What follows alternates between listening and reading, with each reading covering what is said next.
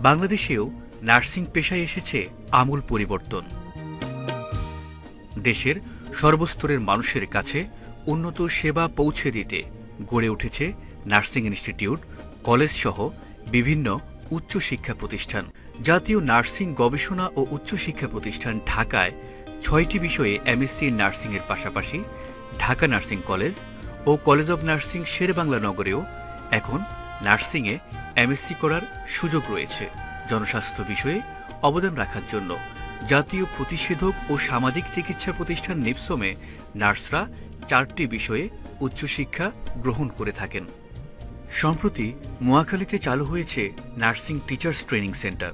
এছাড়া মানসিক স্বাস্থ্যের প্রতি গুরুত্ব দিয়ে জাতীয় মানসিক স্বাস্থ্য ইনস্টিটিউট ও হাসপাতালে প্রথমবারের মতো পরিচালিত হচ্ছে diploma in psychiatric nursing course. স্বাভাবিক স্বাস্থ্যসেবার পাশাপাশি দেশের নার্সরা প্রান্তিক পর্যায় থেকে ব্যস্ত শহরে সেবা দিয়ে যাচ্ছেন নিরলসভাবে। করোনাকালীন সময়ে বাংলাদেশের নার্সদের ভূমিকা ছিল অত্যন্ত গুরুত্বপূর্ণ ও সাহসিকতাপূর্ণ।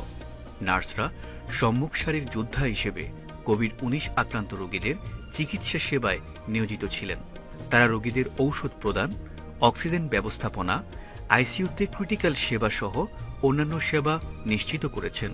ঘণ্টার পর ঘণ্টা ছিলেন পিপিই পরে। রোগীদের সেবা করার জন্য দীর্ঘদিন যেতে পারতেন না পরিবারে আপনজনদের কাছে। প্রাণ হারাতে হয়েছে অনেক নার্সকে করোনা মোকাবেলা করতে গিয়ে। বাংলাদেশে বৈষম্য বিরোধী ছাত্র আন্দোলনে ছাত্র ও সাধারণ মানুষের সেবায় নার্সদের ভূমিকা ছিল অপরিসীম। আন্দোলনের সময় সংঘর্ষ ও পুলিশের দমনপীড়নে আহত ছাত্রদের তাৎক্ষণিক প্রাথমিক চিকিৎসা সেবা দিয়েছেন নার্সরা।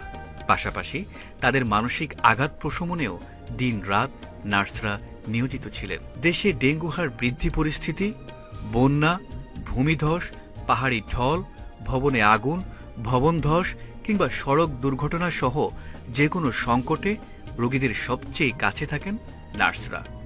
কিন্তু তাদের জন্য যথাযথভাবে নেই ঝুঁকি ভাতা।